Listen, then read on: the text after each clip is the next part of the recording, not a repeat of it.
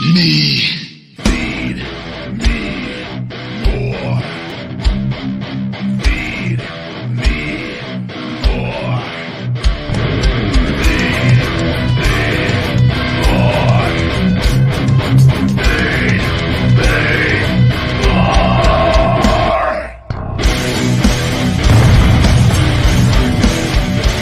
The Ryback Show starts now.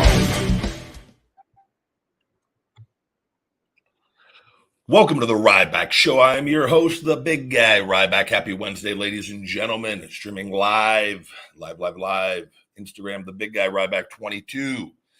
We are live here, Twitter Spaces at Ryback. Thank you to all of my Twitter subscribers. I follow all subscribers back. Good to see you guys coming in.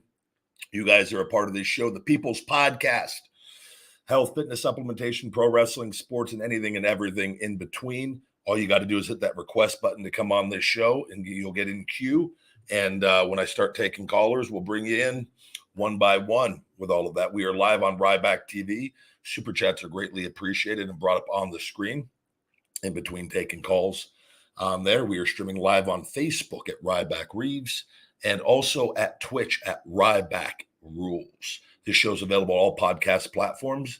If you guys enjoy this show and like this show, guys, please leave a star rating on iTunes and write a review if you've got a moment to do that. It greatly helps the cause.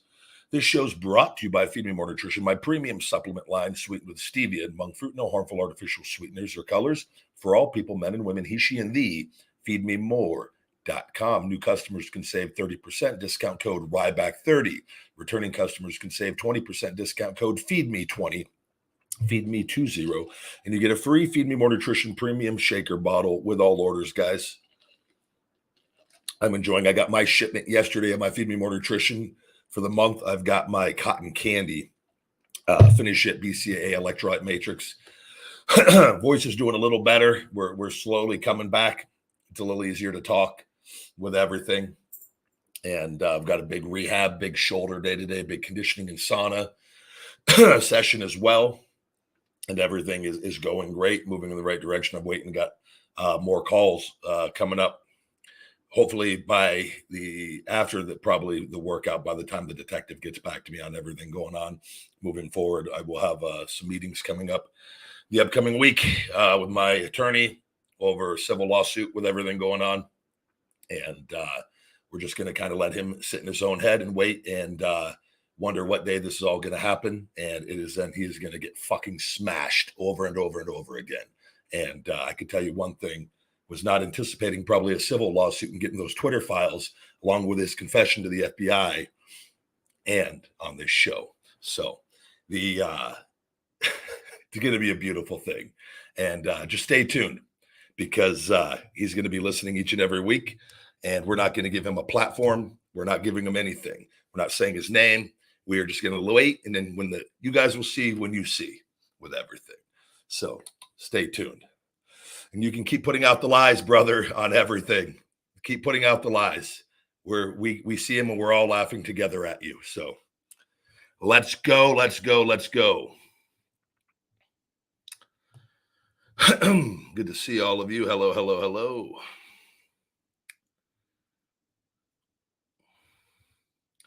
Good to see you guys. Yes, yes, yes. All right. Get rocking and rolling today on today's show. Before we start off, I do want to suggest on Twitter, there's a great interview with Andrew Tate and Tucker Carlson on Tucker's Twitter account. It is quite lengthy. Twitter now has you can listen and watch picture in picture, even off the app, which makes it very beneficial. And I was able to get it done over the course of yesterday and today and finished it while I was taking the dogs on their walk here earlier this morning. And it's very worthwhile listening to with everything going on and kind of a representation of the media and all the BS and how we're all getting fed so many lies in different directions. And he's with what he's done. And I find a lot of similarities, though, in what he believes in and what he talks about in myself and in how he's been stereotyped into something that essentially is not. with that, and with everything going on with me and WWE and the fake articles and my thing happening not on a worldwide level, but from a professional wrestling level with that, where his is much more intense. And but it's two different things as well. I'm being suppressed illegally to silence my voice from WWE and Vince McMahon, with them wanting my social media and not getting it to try to discredit me with that. He's been just silenced overall, going through the whole legal process over in Romania. So they're different in different ways, but there's similarities in certain aspects of it. And but it just go listen to it, and you can see just how corrupt and evil this world is, and the BS that goes on. And you might think certain things about him based off what you've seen on the media and what's been pushed out. And I know I was unaware of certain things, and just go listen to it just for the human trafficking, that there is nothing with sex trafficking or anything of that nature. It is disturbing to see what is going on with all of that. It is a very fascinating interview, very good, I feel. And no matter how you feel, I went into it not completely impartial, not really, didn't understand a lot. And it was a very, very good watch. So. All right. Let's get going. We'll go bring in Yellow Jackets, starting to show off hot. Yellow Jackets, welcome to the Ryback Show. Hello. Hey. How are you doing? I'm doing all right. How about yourself? Very good. Where are you at? I'm Miami, Florida. Where at? Miami, Florida. Oh, very good, very good. What's on your mind today? I was wanting to ask, who do you think is the best Money in the Bank winner of all time? I've never really given any thought about that. Who do you think is? I say Seth Rollins. I think that was a very good. I think that one might be the best cash in at WrestleMania. As far as I think Edge had a really good one as well early on with Cena, didn't he? Yeah, the first one or the second one? I think it was the first one, the Rated R Superstar one, where it might have been the first one I'm thinking of. But I always, that one always comes to mind as well. I think Seth, I wouldn't argue with that. I think Seth was a really good one as well. What about Dolph Ziggler's? Oh man, that's another great one. That was that might be the loudest reaction, because that was the night that I turned on Cena. He cashed in on Alberto, I believe, earlier in the show, and I remember being in the back and hearing the building shaking. So that could be, I think that one might go down as the number one all-time biggest pop on as far as the cash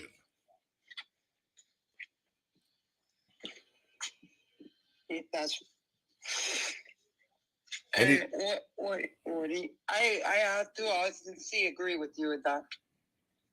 Yeah, that's off the top of my head though. But anything else on your mind? Why did you choose Goldberg to be your retirement match? It's not my retirement match, it's my return match. It's his retirement match, and I want to show the world on a grand scale something very special in a story that I have in mind, and I think I am the perfect last opponent for him. All right, thanks. You're welcome, buddy. I hope you have a good one. You too, bye. Not sure what Yellow Jackets was doing during that call. It sounded I don't know. We're not gonna go there. Yellow Jackets, though, but good questions.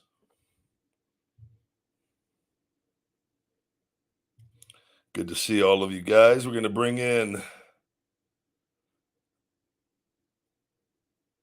Mike. See how Mike's doing today. Jamaica, good to see you.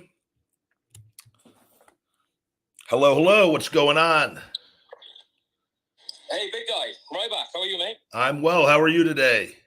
Yeah, I'm good. So I've been listening for a few weeks now, and actually, funny enough, the first ever episode I listened to was the first time that Chase rang in and went on that massive rant. What a show what a first show to listen to, Jesus. Dude, I've followed you for years, and I was like, I had my popcorn. I was sat down ready to chill out and just like listen to what's going on. And then this guy comes in and just rants, and I'm like, "What the fuck's going on here?" But yeah, that was just nuts, dude. And fair play to you. You held it, and like how you like conducted yourself. Oh, brother, I appreciate a lot of people.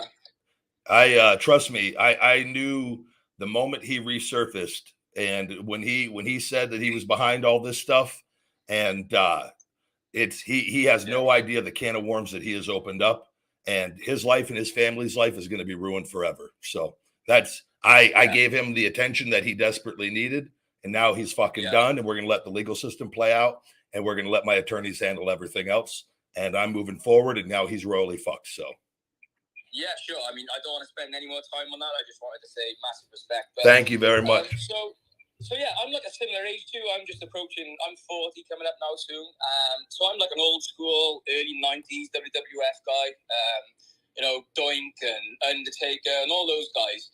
And something that's always really intrigued me is like the gimmicks and how much input you guys have on, your gimmick. And then the other thing I wanted to touch on was, like, how do you feel about the gimmicks today compared to, like, the early 90s stuff? Because for me, like the old school Undertaker in the graveyard stuff and all that kind of cool stuff that we all grew up with, I think that's something that's massively missing from today. And I just wondered what you thought about that. Yeah, so one, I love that you named Doink first to start your list, even before Undertaker. One of my favorite wrestlers ever. Brother. Honestly, he was just... I loved Doink growing up, and I had his action figure, one of the little rubber collectible figures I had. They had this little collection pack. I posted it before, but I loved the when they had the multiple doinks and like the mini doinks and the angles. Yeah. But man, being a kid and watching that, I agree with you wholeheartedly, and I know exactly where you're coming from. But to answer your question, like all of my stuff, I created all my own stuff. I was they never came up with a phrase, anything. I had that prior. Now, I can't speak for everyone. I think specific gimmicks, if they come up with a gimmick for somebody, Vince is more hands-on with, and they're giving more input. But it's always up to the talent to still make it their own and to come up with ideas and whatnot. It's just a matter of what they allow on TV and what they don't. Sure. But so that can go both ways. A lot of the times you'd be shot. It's mostly the talent more often than not with that. Right. And they may just kind of give some structure and guidance along the way.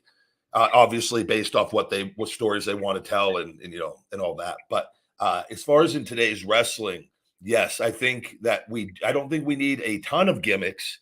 I think we need them sprinkled in with the right people and the right characters. And that's why I think like even the Fiend, that was such a gimmick, but it worked so well because we were not really getting that much. And Bray's so creative with all of that, but even just things that can I miss I liked, even though no Tyrus, I liked it when he was Brodus Clay, and 100%. I thought that, and I know, and he could have. I wish they would have kept him as that as long as he was happy and used him well. Not to say he had to be booked as a WWE champion or anything of that, but feature him because kids loved him. It got characters like that, get the people excited, especially live events or TV. It's a change of pace. We can only see so many near falls and see so many of the same things and fight forever. This is awesome. Like we need a balance of this. And I think that is what, I think it just needs to be peppered in at the right times, and it can be very beneficial. Yeah, and a lot of the backstage stuff too as well. There was some so many cool promos backstage happening, and I just think that I fell out of love with wrestling for a while a few years back. I always dipped my toe in, and I knew what was going on, but I just felt like you're saying, it was just too samey, and there was always you knew what was going to happen, and I was just crying out for just this gimmick to come along and grab me. And you're right. The Bray Wyatt thing. I mean, that was as close as I think we've had in years as a gimmick that has really got over and got me thinking, wait a minute, something could be going on here. And the Attitude Era as well. All the PG-14 stuff as well. I miss that as well. And I just, do you ever see that coming back properly like it was back then when we were really into it? And I think there's a space for that now. So I think it needs, I know exactly what you're talking about. I miss things like you know, the supermarket brawl with Austin and Booker T. I think we need to have more things. Oh, dude, yeah. Like wrestling needs to be taken out of the, we need to see wrestlers in the real world environment more. And here's where I'm going with. I think people in the creative meetings and like AEW, they saw a little bit with MJF and God, Adam Cole. Sorry, when they the little gym scene, but at least it was something different, and it's kind of takes you away from the wrestling element, but lets you add that character development. And I think it's going to be up in like to where you need wrestlers and people, you know, because this stuff takes time. And you got to have camera crews ready. You got to get things shot either days in advance or early in the day, so it can go through production. And but like it's up to everyone. We need everybody thinking along the lines of like, what can we do to expand on the product to get other people to watch? What are things that we could do? You know, just to give you a random thing, you know, I hope to God I get this match with Goldberg. I hope to God I'm doing a goddamn food review in my car and Goldberg smashes my window with a baseball bat and we go have a fight in McDonald's. Like, I go through a glass window and we end the scene of me bloodied through a glass window. Like I just think and then Goldberg takes a bite of a Big Mac and walks off. Like it's, but and not saying that, but something where it's just taking you out and where people can pop for that and that the stuff can go viral on social media and we can get regular people watching us in our wrestling environment, but it's not just the same cookie cutter thing over. Dude, brother, if I'm in those meetings, I'm bringing that stuff up periodically. Like what we need to think outside the box of these guys to get some fresh content on this show outside of the ring. People are sick of seeing the ring for 3 hours straight. Like, I totally, and you know, and creative. I think they dropped so many cans over the work. I mean, over the years, with yourself. You know, they started doing things right with Bray and that whole Bray Wyatt stuff and the family and things, and I was like, creative maybe. And then when Vince went, I think as a WWF WWE guy, it was like, wait a minute, this could be about to change now. You know, with Paul there taking over, and are we going to see a real new direction? And now he's come back, and then it's just like, oh, all right, here we go again, the samey stuff, you know. But it was just like I just wanted to see what your thoughts were because I've been thinking about this for a while, and I'm like, I wonder if anyone else thinks like this too. And it's just, I think a lot do. Yeah, it's you know, I could tell you, and from being in that environment for a good period of time, and you know, these guys, what the problem is in this is why you sometimes you need to kind of you've got to have a different group of people around your yes man around like you can't have people walking on the eggshells afraid to give ideas. Vince has been at this for so long. Even Hunter's been at this for so long. You need young blood infused or new people or people, not even young. Age doesn't even fucking matter. You just need people who are not afraid to raise their hand and give an idea. And that comes from creating a positive work environment where that's encouraged. And it's very, and just because if an idea is not going to be used, you don't then insult the person and threaten to fire them or fire them a couple weeks later and 100%. Make it. But that has happened so much. So many people are afraid to act because a lot of people have great ideas for wrestling that are involved in the business, but that environment is kind of, and I can't speak on AEW, and I've not heard anything that would make it feel that way from what I know over there. But WWE, I know that environment can be more toxic, and where that kind of stuff is, different opinions can be, you know, frowned upon or made fun of from people, you know, with that. And I know there's a lot of writers that have had great ideas that just get completely verbally raped in front of everybody in there and like completely demoralized. And like, then they just shut up. They don't want it because they don't, nobody wants to be put through that. And when they're just trying to make the show better. And so, your spot, I think a lot of people feel the way you feel, brother. Yeah. I mean, one of my great mantras has always been, you know, in order for anyone to get better, criticism is the number one thing that's going to make anyone better. Whether it's a product, whether it's anything, you've got to be able to take the criticism. And I think that it's quite obvious to everybody who's watching that that's what's happening. You've explained it bang on. You know, we can all see it. Everyone's just there. Yeah, okay, Vince. Well, Vince says goes, and then everything else is the same. Yeah, and you know too. And I could tell you, it gets really, you can get really comfortable real quick, and especially Vince and WWE. Before this is prior to AEW, and them not being a lot of competition for guys to leave. You kind of just get really comfortable and you film the shows at the arena every week. And that's not to say that every once in a while they don't do something, but I just think it's a comfort level too, was where you know, they were competing with WCW every week. Was the meetings were, what can we do to try to outdo last week, or what can we do to make sure we get the highest rated show? And if that is not the energy and the vibe, then the energy and the vibe is going to be something lower than that. And that's a level of comfort that, unfortunately, it's human nature with that, but you need hungry people involved in the process where it is encouraged. And I'm talking the wrestlers too. This is a big problem in WWE and always has been, is so many ideas you get. And I've done this in others. You submit storylines and ideas and they fucking take it and use it for other people. And it's like, this happens. You hear countless people talk about this, and then they almost like fucking make fun of you. And then then they'll take it and make it their idea in the meeting a month later. So it's like, you're better if you, and my recommendation to talents are, if you're going to do something, fuck all the producers, fuck all the other people. You go right to the head honcho. You don't fucking, at least, you know, if you go to the head honcho, you know, then it was him with that, rather than if you take it to somebody else and then it gets, you don't know who in that meeting is the one, you know, going and taking the idea and giving it to somebody else. And so it's just, and not to say that can't happen from time to time, but it's just, what that does is it demoralizes everybody, where you're like, well, why am I going to try when I'm just being punished for it? And, you know, so. Yeah, you give up almost, I guess. Yeah, you just like, well, what's the point in trying type thing. Yeah, I get it. Well, I won't take too much more of your time, dude. Honestly, I was just wanted to there's a good chat, like, you know, it's good getting that perspective off you. And I was on Twitter scrolling earlier on, and there's always a backup if Goldberg doesn't come off. I seen that it was Gilberg's birthday. Would that be interesting for you, or Gilbert? Yeah, Gilbert still about.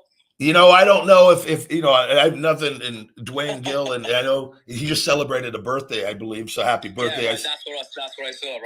Right. You know, I think if it's not Goldberg, I have my eyes set on the other direction that I would want to go with it. And so I just think with everything, it's, to me, and that ball's rolling, and we're going to see if we can make any headway with this in the coming weeks with everything. And but it personally would mean a lot to me. And like I want that match more than anything. I've wanted it for a very long time.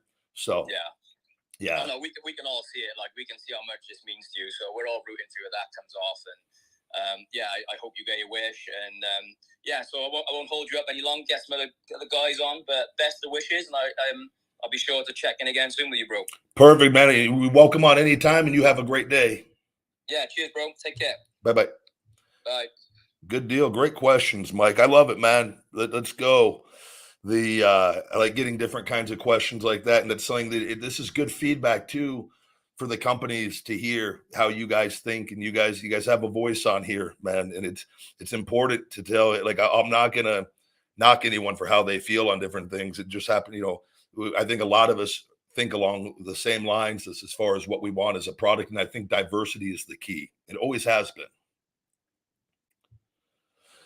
Royale, Brett the man.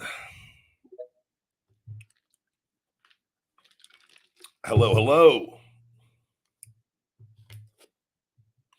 Welcome to the Ryback Show. Hello, good afternoon. How are you doing today? Perfect. How you doing? My name is Josh from Texas. My name is Ryback. How you doing? Right, we got a combo on here, the 1-2 punch. You know, I've always wanted to do because I tried to mimic, certain stars, and yours was always difficult to hit. Which one? What part? The catchphrases? I always try to hit the catchphrases, but specifically your voice. It's because my voice is nowhere near as deep as yours. My name is Ryback.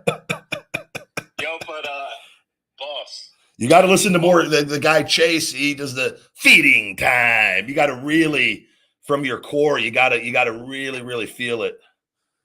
Nah, he's a weirdo, but long time caller, first time listener here. Wait, hold on. Is this long time caller? Yes, long time caller, first time listener. Long time listener, first time caller. No, I'm kidding. It's just the meme that I always say. Oh, okay, brother. I can't keep up with all the memes. I've got 100 of them of me everywhere, so it's. No, I've seen them, and you know what? Real quick, I have to say I'm a huge Cena guy, right? And when you had the match with him, You know, they dropped the ball with you, man. They really did. Thank you. I think the whole vanilla midgets, it's tiring. We need somebody like back. You know what I'm saying? Back in the scene. No, I do think I appreciate that, and everything happens for a reason, and I think it's been interesting to see the way everything's worked out, and I've been blessed to kind of got my health back, and I feel like I look like exactly the same as when I left. I'm very close, and I feel like I haven't aged and gone gray yet, despite it 7 years going by. So I feel like that window of coming back, it's like I feel better than ever. I don't know. It's a very weird thing that has happened, that it might just be the perfect timing of everything, and we'll have to see. But I'm not giving up that by a long shot.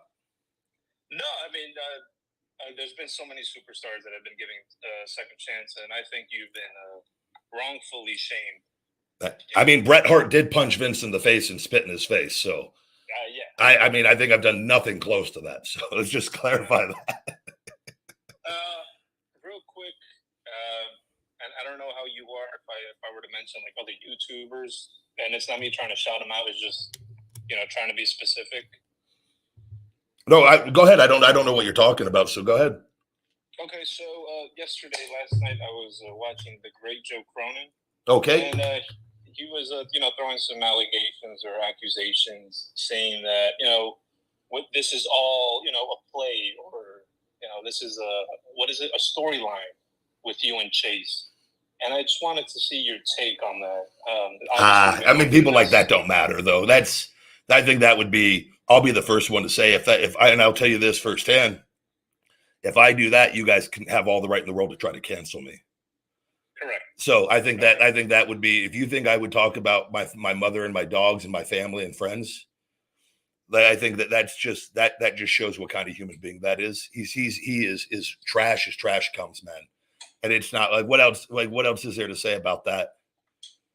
I'd assume maybe he wants to start a storyline with you, perhaps. I don't think he's never going to have any involvement. I think we can move on from I can just tell you that's anybody that tries to make that think that is what is going on with this. I mean, that's desperate for clicks and views on your own end if you're doing that.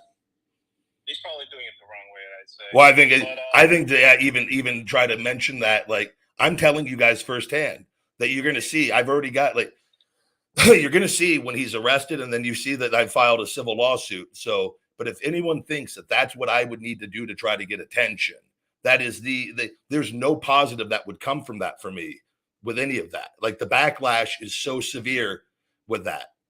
Of course. So how is the fact that the two things, my family and my dogs, I love more than anything, it just makes no sense with any of that. But that's what people like that do, man. That's just he's literally cut from the same cloth as Chase, minus the death threats. So it's just wash away, move on. Okay. I just wanted to touch on that part. And another part is, if you go back into wrestling, right? Which we're hoping for that. Are you still going to use the same finisher? The shell shock, absolutely. That is, I'm a big fan of that, and it's a move I could do on anyone. And the only move I'm probably not going to do is going to be the backpack stunner, where I drop the guy on my. That move severely compresses your spine. Even the Hogan leg drop, I used to do those a lot on live events.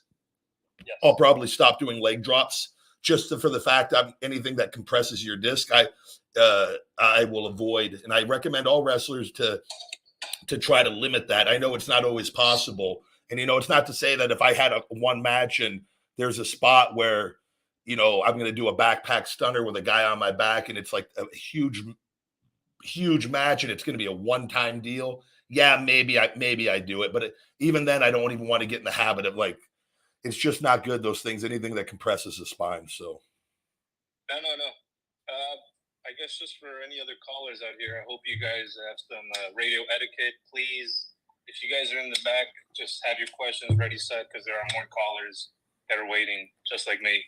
No, great advice. I always try not everyone. It's the sound quality does matter. Unfortunately, I can't have the spaces hooked up through the sound system, but I've got it literally right there by my microphone where it comes through pretty damn good for this. So but any background noise or anything, or just it does, and just the etiquette of other callers, and cause sometimes one more. It's like I can have you guys on as much as we want. So Of course. Yeah, I appreciate your time. If I could, before I leave, if I could just throw out a joke, a little dad joke.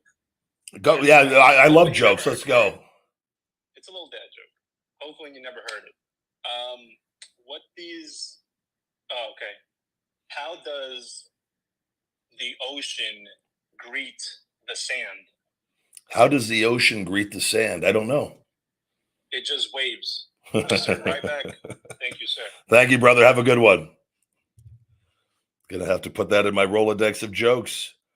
John Laurinaitis was always big on when in meetings, whenever we'd have WWE meetings, he would make people come up there and tell jokes to like that were either new. It was usually new people.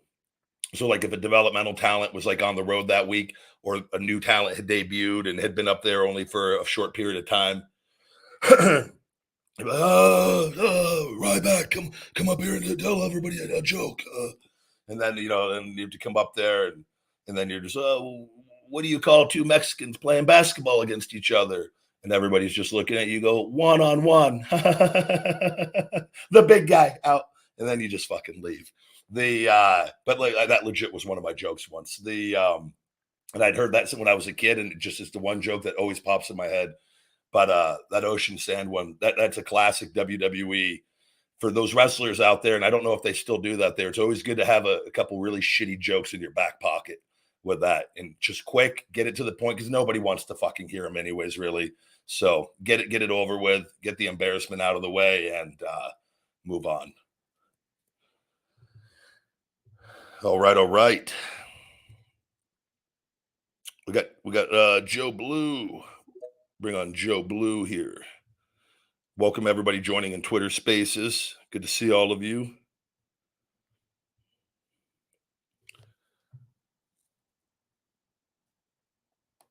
Hello. Welcome to the Ryback Show.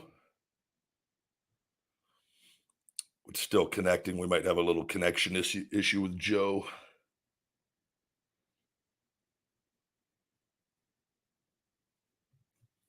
Might have to let me retry this again with Joe. We might have Joe's gone. It might have been a bad connection. We'll try it again, Joe, if I see you.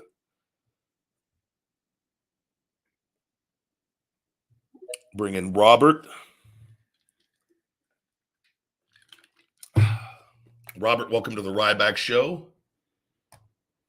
Hey, Ryback. It's Rob from Australia. How are you? I'm doing well. What part of Australia are you from? I'm in Sydney. I live in Sydney, and just want to say I've been a huge fan of you for a very long time, since I was young, and I've got a question for you to speed things up. Oh, you got it. Let's go. So the storylines you've done in all your career, not just WWE, what was your favorite? I'm sorry, it broke up. What was that again? So of all the storylines you've done Yep. in your career, what was your favorite? Like you had most fun in? Matt, the storyline that I had the most fun in. I've got to think here. I don't know. So everything in WWE, I could tell you I had a lot of fun tagging with Joe Henning, with Curtis Axel as RYBAC30, just in the week to week of we did a lot of promo segments that were for a lot of it didn't make TV. It was on .com, but we wrestled every week on TV. We were used on pay-per-view still, but it wasn't in a necessarily as a featured role as I was previously, but it was so much fun. I think I got to tell you though, despite, and this was probably even before there were any issues, but that first run with CM Punk will always be special to me, because that was my first main event, in working live events and closing out shows with him. And we got to travel the world and work some matches and then did that, TV matches as well. And then that first Hell in a Cell in Atlanta, it was a really cool experience in delivering on that, and then getting to stay in that for 7, 8, 9 months in a really top position was really cool and a lot of fun with all of that. But that first one was really meaningful. Just confidence wise, knowing that I think you don't know until you do it. You go, okay, there's really no difference between this and anything else other than that, like the expectations are higher and the confidence.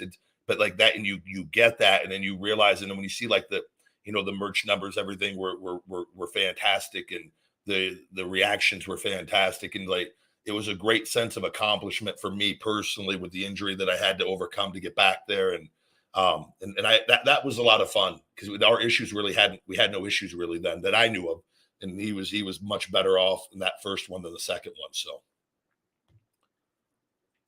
yeah, I get that. Awesome. Just thank you again for all your hard work. Can't wait till you're back in the ring, man.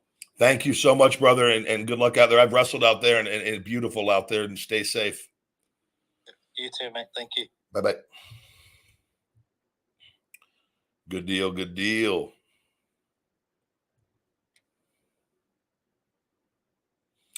Bringing Vinny Lombardo. Big Vinny. Vinny, what's going on? What's going on? How are you? I'm good. I'm a huge fan. Very nice. Where you at? New York. Okay. You sound like, Big Vinny. What's on your mind? You've had many great gears in the past. What is one of your favorite gears that you ever had? Well, I always preferred the singlets over the trunks, even though that one, because it just for the canvas, man. I loved every one of them so much. Like I'll tell you I had a red and yellow one, and I don't remember the specific. I just remember I had a red and yellow singlet. I'm a big fan of like bright colors together. And I have an idea for one that I want coming back. I want to do a red and orange because I never did a red and orange, and that's one that I think and have some yellow in there and like all really high energy colors.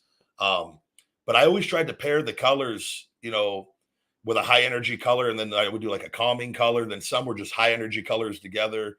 There was a blue and white one. There was the one the Rebecca mentions on here from the 2K23, the blue and white one. I had a pyramid on it. That one I always really liked as well. I had a black and white one with the weights on it. That one might have had like the big traps that I had or big checks. I don't know whether I always would put the little catchphrases on the straps as well. But I had a black and white one that I have on an 8x10 for them that had the weights on it. It had a big barbell with weights. I really like that one as well. That looked really good on images. So I love the green one from WrestleMania 29. Huge fan of that. That was like, I think that was like I don't know if that was a Ninja Turtles kind of. I don't remember. I know the one you're talking about. That one stood out. I remember the purple one. They put the purple one in the video game when I did with the Shield from TLC in Brooklyn. That same green one I had redone actually with the Statue of Liberty. When we did another show in Brooklyn, I got it redone with a Statue of Liberty with my face on the Statue of Liberty. I would always just do random shit just because of the airbrush artists, they could do anything. So I'm like, I would give them an idea and like, just give me something wild. And so the green ones always popped well too. Oh, thank you for answering my question. Me and my friend Joe cannot wait for you to kick Goldberg's ass. We just got to get Bill. We got to get that phone call and set up, and we've got to get his agent, Barry Bloom. We got to get everything in accordance, and it's feeding time. Yeah. Thank you very much. You stay safe out there. You too. Thank you. Bye, Vinny. Vinny from New York. Thank you very much. As soon as Vinny sounds like Vinny sounds like he owns a pizza shop. He owns a really, really, really good New York City pizza shop. Oh man. I tell you what though, I have it was the only time I was attacked by fans, and not like they didn't want to hurt me, but this was my rock star moment leaving Madison Square Garden. I was red hot. I think it was the night I wrestled Heyman there, and shell-shocked Heyman. I was leaving, and all the fans, fans jumped on my rental car, and there was this one kid. He was always I'd see him multiple times. He was a real piece of shit smartass. He was a young one, but he always flipped me off. And then all these people jumped on my car, and I had to stop. And then the kid came up to the window, and he knocks on the window. He goes, Ryback. And he just flipped me. He goes, fuck you. And I wanted to just get out of that car. But there was no way I was getting out of that car. I had to, like, cops finally got the people to get off the car. And thank God there was nobody jumped and like damaged anything. But that's my New York City. I always remember Madison Square Garden. They also made us fucking pay for parking. That's one thing about that I never understood. I go, we're coming there to perform, and we'd have to park. I get parking across the street because there's no parking there. They'd have a parking garage, and you walk across the street. They fucking charge you like 85 fucking bucks to park to go wrestle, and you're like, what? Now, you would think WWE would just have that where everybody, they pay a small fee and then the talent just go park their cars. But we literally had to go pay for the fucking parking it was the only place that we've ever had to do that. And to this day, I'm like, that is so weird to me. I don't get it. You're like, you're like, no, this event, we're here to perform. We're paying $85 to go there. New York City. That really chaps my ass if you don't. I've mentioned that multiple times. That's not Vinny's fault, but he whenever I hear some New York City, I get flashbacks of that little fucking kid that flipped me off and said, fuck you, Ryback. Never got revenge on him. And and the parking at Madison Square Garden. It's just not right, damn it. We've got bring Autumn back in here. Autumn was on last week with the MMA class, and hello. How are you this week, Autumn?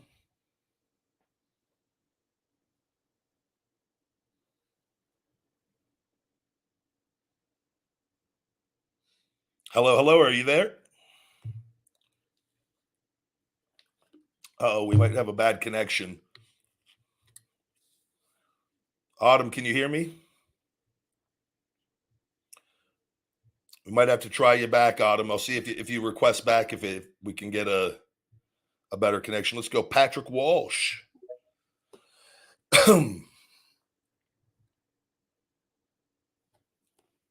Hello. Oh, did we lose Patrick? There we go. Patrick, welcome to the Ryback Show.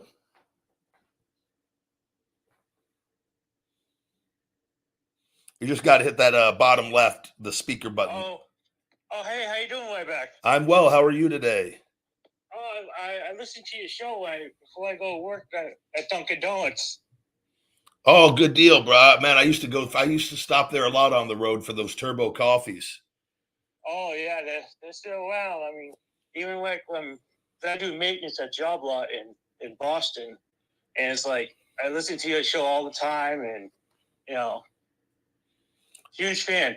Thank you so much, man. Well, yeah, every time I hear Boston, I think of Kowloon's. Is it Kowloon's? Kowloon's? The place. That, and I always used to stay at a Red Roof Inn right next door to that because they always used to hook us up on the food. Wow. Me and Ziegler, there was a Hooters right there on that state. I think it was Saugus area, and there was a Hooters me and Ziegler always used to go to over there. Oh shit! I went there with my friend. I went to go see you in Boston. Like, dude, let's go Hooters. And I heard they tear that place down now. Oh, really? Yeah, I think they saw like a couple hookers or whatever. I don't know. I was like, well, I mean, I don't doubt the hooker story. There's no doubt with all those shady hotels that were in the area, but probably at the Red Roof, even though it was remodeled and it was actually quite decent for a Red Roof. But they, that doesn't shock me. But yeah, I was going in for a steak. Hey, well, forget the steak and cheese. What's on your mind today? Just I listen to your podcast a lot. You tell some funny stories, and I was going to ask you, do you watch that show, Dark Side of the Ring? I just saw. I didn't. I saw the Benoit episode years ago, and then I saw when Lulu was on here a couple weeks ago, and she mentioned she played Sunny, and I actually went and I watched. I have Amazon Prime, and I watched the episode the Chris Candido Sunny episode, and I thought it was very good. Everything I saw with all of that, and whatnot. So, but I don't watch a lot of that. I try not to get too caught up in all the drama of everything. Right. Because you never know, like, so like I not like from the Chris Candido one with Sonny, you know, and they had some recordings of Sonny on there, but she's not really available. And, you know, that's directly her, even though they got a couple sound bites from her from other interviews or whatnot with things. And it's a lot of other people talking about things. And it's like, you know, Chris obviously isn't here to talk and defend himself. And everyone is, you know, I don't know. It's just like those I understand how people are into them and but you never really know the true story unless you're really getting it from the people, I feel like, that are directly involved, even though there are other people involved. And, you know, Dr. Tom Pritchard, I have all the respect and love Dr. Tom. And like, hearing him talk, I go, and I know he's a straight shooter. So like that added some validity for me, at least with the other things in it. Cause I have a lot of experience around him and know him, you know, so that made it where I go, okay, there's probably this thing is probably fairly accurate on certain elements of it, but still when the people aren't, I don't know. But yeah, I mean, I don't knock anyone. I understand it and why people are into them and stuff. Yeah, I think they had a new episode. Adonis is Adrian Adonis, right? Yeah. I mean, I like watching like the old school wrestling, the WCW, and like when I saw you, I was like this guy. I saw you on the show you on, like, you know, train to get there to WWE.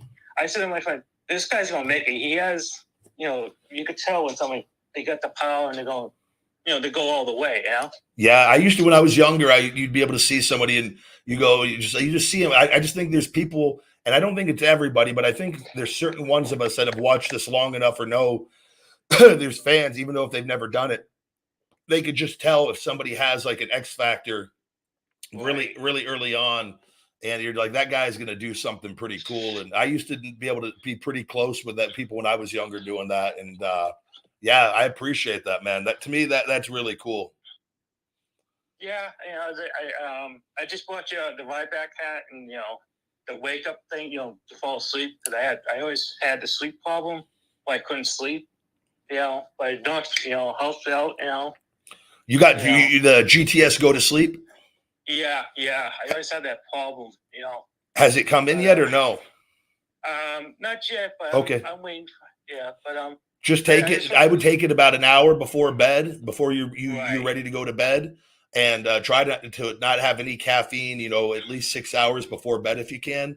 I'm telling you, you're gonna just take it every day until you're gonna start getting into a habit. You're just gonna start falling asleep. It works very well, and just stay consistent with it, and you're gonna start. What you're going to find is you're not going to have to take it every night once you start getting into a normal sleep pattern most often, more likely than not. Yeah, because I was around 200 pounds. I got down to 200 pounds. I've been, you know, going to the gym a lot and, you know, working out, you know. Good. Yeah. It's just being consistent with that. And it's okay. You know, I don't want to say you're going to fall off and have moments of weakness, but like, you just want to try to repeat that good, consistent behavior, you know, of going to the gym and doing things that are better for you more often than not. And odds are going to increase that you're going to be happier and life is going to be better overall over time. Oh, I mean, that's cool. I really appreciate talking to you, and it's have to, you know, keep the fight going. You know, I just thought I'll get honest. You know, I wrote to you a few times. I'm sorry about the dog because my cat died and my father died, and I was like, oh man, I know the feeling. Yeah. No, I did. Thank you very much, and unfortunately, it's part of life, and we're all going to have to experience that. And you know, the key is we just got to try to do our best and honor them and remember them in a positive way, and just keep moving forward. And I appreciate you. I was like, when you were saying about, you know, how you felt about the dog and everything, and this guy comes on about wrestling, he just lost a pet. Yeah. I mean, that's just stupid. I mean, you know. But that's, you know, hurt people try to hurt people. And that's what I've said that many times. And to me, and I'm in such a place mentally, I'm glad that he's at least, you know, I could handle it because I know that guy's hurting and I know I'm not with all of it as far as and so, but the thing is I'm glad. I'd rather it be me than somebody that can't handle it. with that. Right. And I hope that you guys can see, you know, through my strength and everything that that we're not going to let people like that stop us. And this is a great place to come hang out and talk and for good people. Oh, and yeah. so Yeah, we just got to keep moving forward and just try to keep on the good. And because it's you know, the moment's over and my dog went away peacefully and it's over with. And so he can never take that love away or in the love that's going to continue to exist. And so. Yeah, I just want to say hello, and I like your show, and you know, I mean, I like wrestling, but I don't talk a lot about wrestling, you know, because you have other life to live and all that. But yeah, I'm just saying I'm a huge fan of yours, and you know, I just want to say hello, and I'm Boston, you know. I'll remember you, brother. I see your picture. I have a good memory, and you're welcome on anytime, Patrick. You got something you want to say, or you got another question? No, thanks. I'll let someone else answer your questions. You know, just saying hello, and you know, and have a good day. All right, Patrick. You too, and you have a good one, and be safe out there. All right, you too. Bye. Good deal. Thank you very much, Patrick. Patrick from Boston. I'm not going to forget you got that green on too. Celtics. Bring on Brody. Welcome everybody on the chat. Also, Ryback TV, thank you for joining the show. Brody, what's going on? Welcome to the Ryback show. What's up, Ryback? Thanks for having me on. You're very welcome, brother. What's going on? No, just listen to you guys, and I heard you talk about the Hogan leg drop and the tag team, and it just brought me back to one of my greatest memories, and what I love wrestling to this day. I'm 48. Was Las Vegas Showboat, 1985. Hulk Hogan versus Mr. Saito and Dave the Redneck Schultz. I used to you keep going because I'm going to tell a story after this. And he leg drops them both, puts one on top of the other, and pins them. And I was 10. It was one of the greatest. There's bleacher seating, you know, there in the old Showboat. It's no longer there, obviously. And we were on the top and the back, and I was with my dad, Coach McFarland. If you guys, anyone from Vegas out here will know who Coach Mad Dog McFarland is. Wait, brother, so did you go to Western? State Hall of Fame. I did. I was, yeah. I'm 41, so you're older than me, but McFarland was my coach for a couple of years. Yeah, that's my dad. Oh, is it? 41. You're, you know Ryan. Yeah, Ryan was at Western. He was a year or two younger, I believe, or even 3. Yeah, he's 40 now. So he was a class under me. Yeah. So anyways, so holy shit. My dad, my 2 older brothers, and my 1 younger brother, man, and we jumped down from the bleacher after he went. So he had his head split open. You know, the sand from Mr. Saito blew in his eyes. The salt, you know, that trick he used to do that gimmick. And then he tagged them both. We jumped down. I remember I was 10. I jumped as high as I could, and I was able to touch his chest, get some blood on my hand. It was the greatest. To this day, it was one of the greatest memories I hold so true and dear to my heart, you know, and it was wrestling. So I was just thinking, did you ever have a match like that against a tag team that was really memorable, or would you want something like that? And go ahead. Yeah, I'm trying to. So me and Axel, we wrestled a lot of the tag team, right? But never just you versus 2. Like it was such a badass match to see some big giant. That was kind of his gimmick because he couldn't wrestle 2, but he went on for like 20 minutes and just wrestled with them the whole time. It was awesome. Oh, you mean like a handicap match sort of thing? Yeah. Those are, dude, brother. I want to do that when I love matches like that are special attraction matches that are different than anything on the card, because you could really lay those out really cool and do a lot of cool things. Like I love matches like that. Like to me, I joke around, like I think of ideas all the time of like if I wanted to show people like you know, like if and then people, I just off the top of my head, but I've talked about this before. Like if there was ever any doubt that I can't wrestle anymore and I'm coming back, and like say AEW, they go, we don't know if this guy's if he's going to be worth anything or not. I think that it would be fucking awesome. That's why I brought it up. To do a 2-on-1 with the Young Bucks in the ring and have their entrance and fucking do the old school Ryback 2-on-1, but do a different version of my 2-on-1 matches with the Young Bucks and go out there for 30 fucking minutes and show people, but have it make sense and have it within the realm of everything and show 2023 Ryback. And like, that's off the top of my head. Every time I see those guys, I go, man, and how they work and with my mind and like the things I know and what they know, I go, we could do something fucking awesome on a 2-on-1 match with that. And like different from what we did in WWE, but also like have a lot of really cool original elements in there still. That if I was going to do one, that would be like, that's off the top of my list.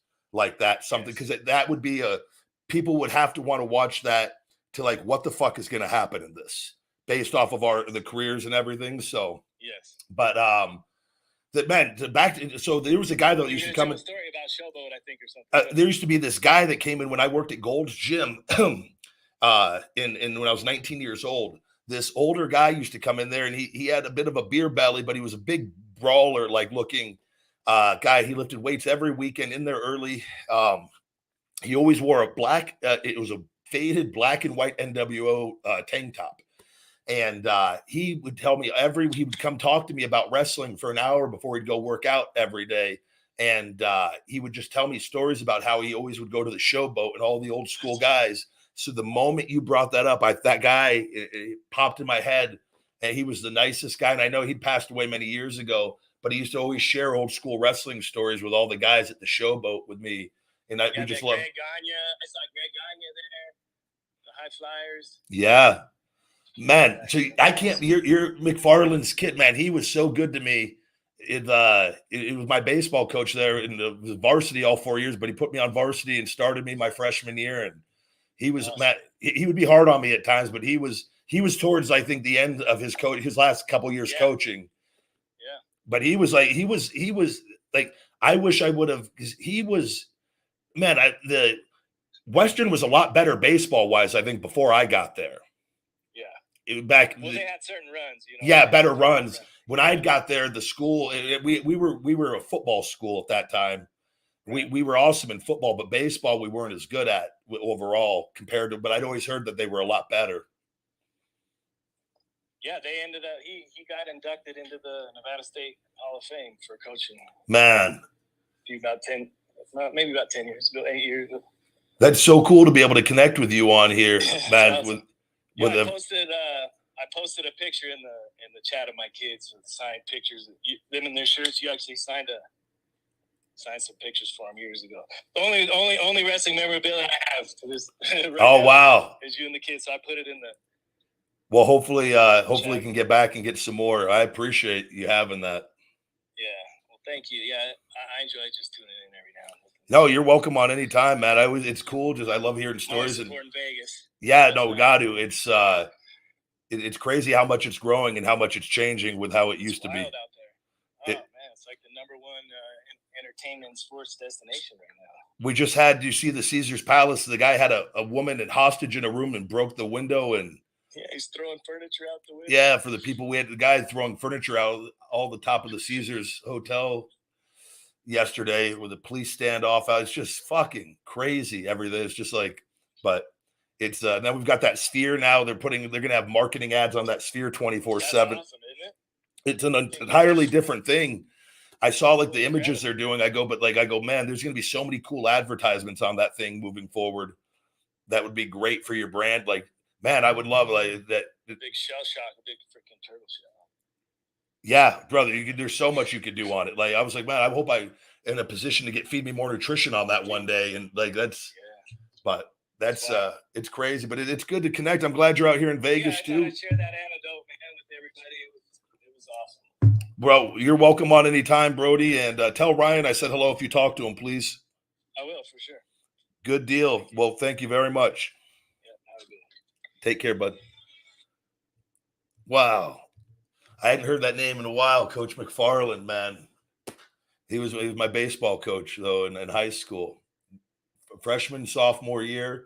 And so if he would have stayed the coach, I would have stayed there because we got a new coach. He was this little guy. He's Coach Myers. And he had little man syndrome. And so he was an asshole to me for no reason. And me and my best friend, Kevin Salisbury, growing up, we were the number 3, 4 hitters. We were the guys on the team, essentially. And then the summer leagues, we consistently did well. And he did not, for whatever reason, He wasn't as kind to me. But then my dad, that was the reason I left fucking the high school my senior year. And my dad wanted me going to a better coach for baseball with all of that, which is crazy how that led me to wrestling with how everything all worked out, which it's wild how things you can connect them looking back. But that was, if McFarland would have stayed, I would have never had I wouldn't have left Western High School with that, which is always you can't change the past, but I always wish I graduated with all my friends that I grew up with my whole life, because we all went to school together all the way up. And then I went to a new school, and I had some friends over there, but it wasn't the same.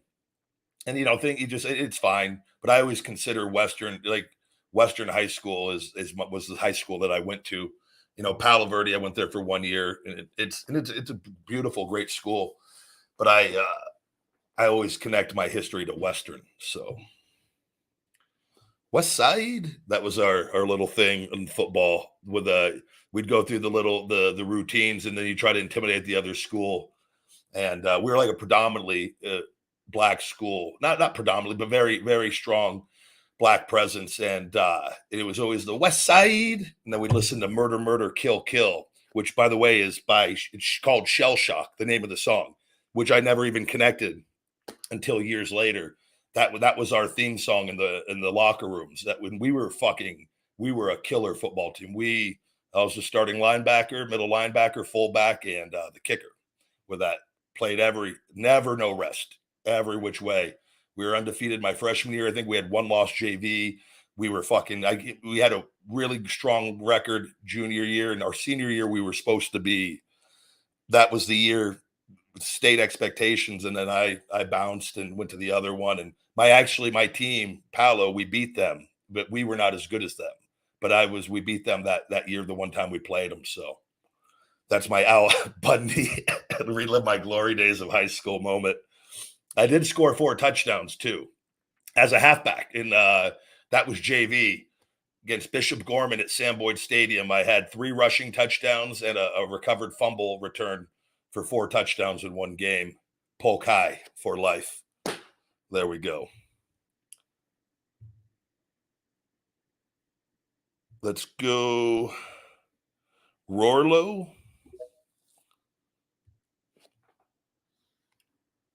Hello, hello. Welcome to the Ryback Show. Hi, Ryback. How you doing, bud? Yeah, all good, thank you. Very good. Somebody just did an Uncle Rico. I bet I could throw a football over the mountains. Uncle Rico, Napoleon Dynamite, one of the great characters of our past. Oh, I love that film. First time I saw Napoleon Dynamite, I was with a girl in high school that I had a huge crush on, and we started going out. Dusty Roberts, who, by the way, went to Alabama and played softball. And I stopped when I moved from Vegas to McDonough, Georgia, 23 years old for WWE, moved across country. I stopped and stayed a week with her and watched her softball games. And we reconnected out there, but it had a brief little run with Dusty Roberts in high school. She brought me to her house, and I'll never forget this. Her dad was she came from a Mormon household. I remember I had to meet her family, and then they let us go watch a movie in one of the room, and she chose Napoleon Dynamite. And I thought it was the craziest. I didn't understand the movie at all. And I just thought, what is wrong? What is wrong with this is the watching it. Yeah, and then I went back and watched it later, and I go, this is the greatest movie ever. Yeah. But I didn't get it the first time I watched it, probably because my mind was elsewhere. So yeah, it's like a low budget movie, but it was really good.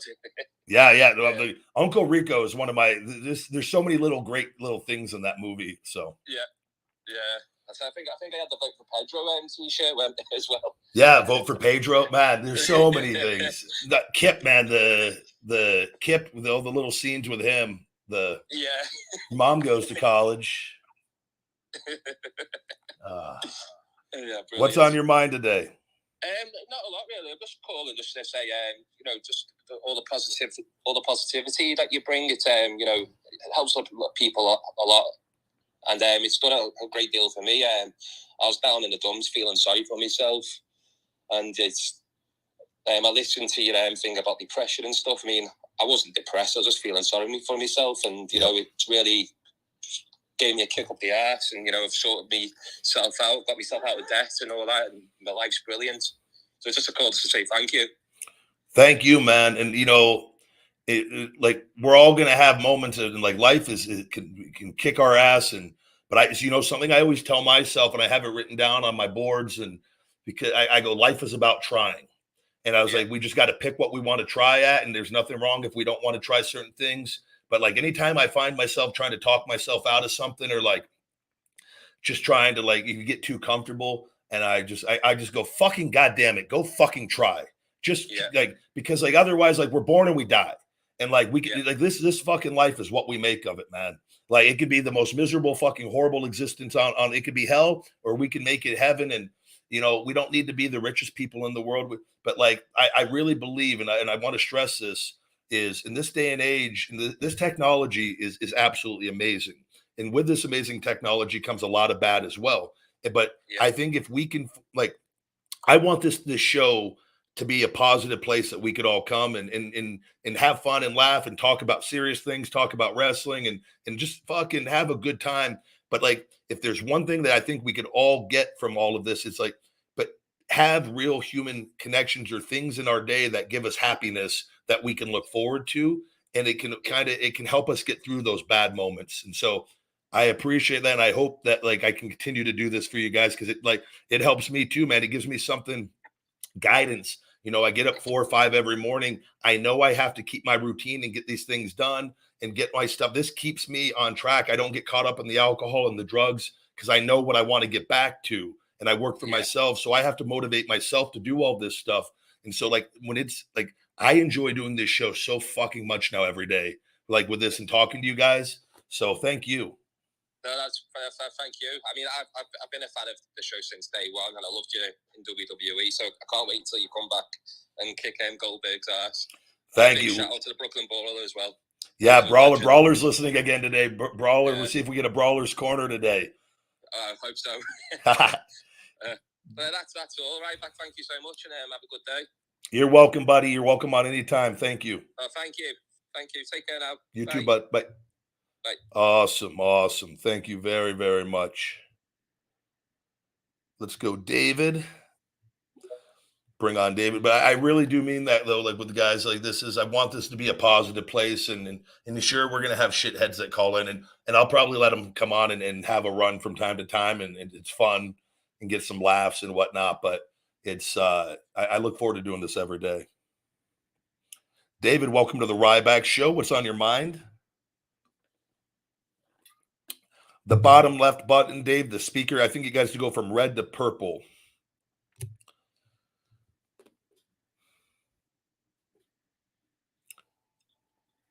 Is it on now? I can hear you now. What's going on, buddy? Yeah, I don't know, but I sent you a couple tweets before. You did respond, and that really made my day. Thank you. I don't know what it was, but I try to interact when I can. Sometimes people get mad if you just heart things. They're like, oh, you just hearted it. Like, I'm like, I can't respond. I go, there's 10 social media platforms. And like, I'm running around the day, like with a chicken with its head cut off. I'm like, I can't stop every single thing. But when I can, I try to. Yeah, I know. And that just really, it just really, just made me just freaking shocked me. Sorry for the foul language. Oh, it's always I keep that explicit logo strong on the podcast, so we're good. Okay. No censorship here, not until maybe if I sign a deal with another place. But I work for Feed Me More LLC, so fuck, shit, piss, hell, damn, fuck, guys, let's go. All right. Well, I appreciate it, David. You're welcome on. It blew my mind that like so many people are calling you so many hateful things, but I never expected you to actually respond. But there was one question I did have. Okay. I'm gonna get to it because I am an actual brain cancer survivor, and I do have memory loss. So I understand. yeah, thank you. What would you like to ask me? Yeah, I noticed right before you left WWE, I had no idea, but they had you, like, I think it was your last match or your last two matches, they had you dressed up like Goldberg. So that wasn't that they, so not, so again, just so you can understand, none of that was ever to dress like Goldberg. It was, that was, so the story behind that is Vince, I did a segment where I ran in and made a save during, I believe I saved Ziggler, I think on a segment, and I ran out, and it was, I didn't have to be in my wrestling gear, and we'd have to get it approved, like by the producers, like if you don't go out into your gear, and then you're on the road and wrestling 4 or 5 nights a week, and if you're just doing a run in, like, so you're like, and you wanted something, you remember like The Rock, or people would just show up in their athletic pants, and like, and so like I had my athletic pants and my shoes, and I just wanted to go with my shirt off, and that, and I go, and so I ran out with just my athletic pants and my Nike, essentially my workout pants and shoes, and made the save. And I get to the back, and somebody go, "Oh, brother, you shouldn't have went out there like that." And it was, I think it was Michael Hayes. I go, "Why not?" Oh, Vince wants you in trunks now. And I go, "What the fuck are you talking about?" And he goes, "Oh, he didn't realize you were that ripped and jacked." I go, "What the fuck are you talking about? I'm always in this shape." And I pull my straps down almost every match. I have shots for years of my abs popping. Like what the fuck is going on? So I just blow it off, and I just go about my day. Mark Carano then comes up to me. He goes, "You get the memo?" He goes, "You need to get trunks made." I go, "I'm not getting trunks made." I go, "You guys took me from trunks and put me in the singlet." I go, we kill it on action figures." I go, "I like this." And so anyways, I go, my thing is I'm going to go talk to Vince if I'm gonna, and I'll go, and I've learned this at this point, but I ignore it for a few weeks because I was already fed up with other things. So like I just wait to boil it as far as I could boil it. And then they're like, "What's the deal with the trunks?" I go, "Yeah, go. I need to talk to Vince." And so I went, and it was at a TV at Washington D.C. And me and Vince and go in there. This was the conversation where he had the Louis Vuitton bag, and we talked for like 20, 30 minutes about fucking lifting weights. And that's where he revealed to me that his bag had no papers in it that I always thought were like important WWE documents, brother. He had all his over-the-counter supplements in this Louis Vuitton bag that he carried around all the time. And he's like, "People think I've got business, memos and documents in there." And he opens it up and shows me all his supplements. And like, it was like the amount of supplements I take and like all my pill cases. And we were just joking about how we're meatheads, but like enjoy, like it was probably the most honest, nice conversation I've ever had with him that didn't deal with any politics or bullshit. And it was probably our best conversation we ever had. And it didn't have anything to do with wrestling on that. And then he finally gets to business, and "So what's the deal?" He goes, with the singlet. And then I pleaded my case to him. I go, "This is my superhero outfit." And I go, "And when you gave me this and you told me you wanted me in the black singlet, and I looked at that as an opportunity to let my creativity shine." And I go, "I believe," and I go, "overall, with everything from the theme music and me and the production and everything that we do," I go, "when people think of Ryback, I go, it's the singlet." And I shared a story with them. I go, when I would see fans a lot, this happened so many times that I go, to get my point across to them, I go, fans would always ask me when they would see me, whether I was in the store or the gym or an appearance, they'd go, "Where's the singlet?" And I go, people identified me for whatever reason as Ryback in that singlet. So I told him all of this, and I go, obviously, I go, "You've made a lot of action figures with me that have done very well." I go, "We have a lot of canvas on here for me to express my creativity." And I told him about the colors and the color schemes and using the multiple colors and how kids identify with those. He goes, "I agree with everything you just said." He goes, "Let's keep you in the singlet." And so that it was a very good conversation, and I learned a lot. You just have to communicate, and you got to be able to get your points across and all that. And he very well could have said no on that, and I would have honored him had he still wanted me to switch to trunks, because he ultimately, at the end of the day, is the boss on that. But my things, when I finally got to the end of my time in WWE, and I knew that I was going to be leaving, that was my final thing to him, was just to show him that what I was leaving, because he wanted me in the trunks. So all I had at the first TV that I had, that I knew that I was going to start kind of, essentially, I don't want to say playing games, but like I was on my way out. And so I was just kind of letting them know, like, I'm just going to do what I feel like doing now. And I feel like just wearing my under trunks out there. I'm not, all I had was black under trunks. And so it was never, though, that was not done to try to beat Goldberg. It was done to just essentially, I'm just going to go do what I want before I leave, and I'll follow the rules. I'll do everything you want. You want me to put over Kalisto? I have no problem. I'll do anything. And that was what that was. But I eventually got the logo put on for the final couple months, but it was never once. It was never them. Never trying to be Goldberg. Nothing to do with it. No, I know you would never try to be Goldberg. You're honestly, I know you're really proud. You're a really proud wrestler, and I found it even cooler when you actually changed your name to Ryback, so Vince wouldn't try and it allowed me to win everything, and it was that is a very important thing that I have now moving forward, that not a lot of wrestlers have. That is going to be, I've tried to explain this to people too on the trademark end. I could have one hot year that will make up for 7 missed years, just from a financial standpoint now, with everything that I have with that. And so it's a very powerful thing. And for branding, it is, and I still go by Ryan for the people. I don't make people call me Ryback and anything, but it was something that I wanted to do personally and professionally to protect myself and with everything. And it needed to be done. And I would not be in the position I'm in if I did not do that. So, but I appreciate the support and the great questions. And I hope you come on more, David. Oh man, yeah, I'm already on board, man. Good deal. Well, I hope you have a great day and good luck with everything. Keep going one day at a time. And I look forward to having you back. All right, well, see ya. You'll always be my superhero. Thank you, David. Very cool. Thank you very much. I like that picture of you and Mick Foley too, man. Mick's a great guy. He's a lot of people's favorites for good reason. Guys, I'm not going to make you guys wait too much more. I think maybe we've got a little special ending to today's Ryback show, and we're gonna take it home.